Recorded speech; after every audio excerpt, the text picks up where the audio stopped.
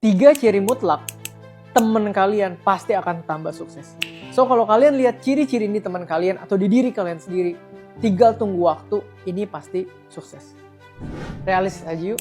Ciri yang pertama, teman-teman, orang-orang bisa fokus pada lesson learn adalah orang-orang yang pasti akan terus bertambah sukses, biarpun ada yang fasenya langsung sukses ataupun ada yang sedikit tambah sedikit tambah sedikit tambah sedikit tambah sedikit.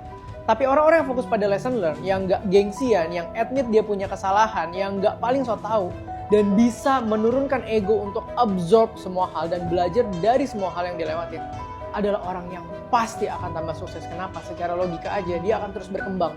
Karena dia akan absorb, apply, absorb, apply, absorb, apply.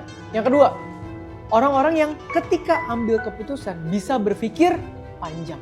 Nah, nggak semua orang bisa berpikir sangat panjang, tapi setiap orang harus bisa belajar berpikir panjang. Kenapa?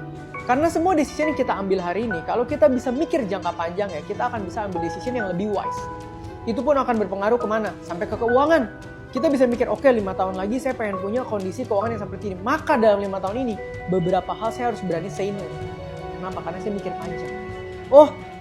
Diajakin kesana kesini, say no. Kenapa? Karena saya mikir panjang. Dan yang ketiga, ini adalah ciri-ciri yang gua rasa sebetulnya setiap orang harus punya, teman. Jadi tadi 1, fokus pada lesson learn. 2, ini mikir jangka panjang. Dan yang ketiga adalah persiapan. Nah, ada orang yang tidak persiapan, ada orang yang persiapan. Tapi menurut gue setiap orang harus pelan-pelan belajar untuk terbiasa melakukan persiapan. Kenapa? Teman-teman, momentum selalu datang kapan aja di saat orang bisa ready dan gak ready.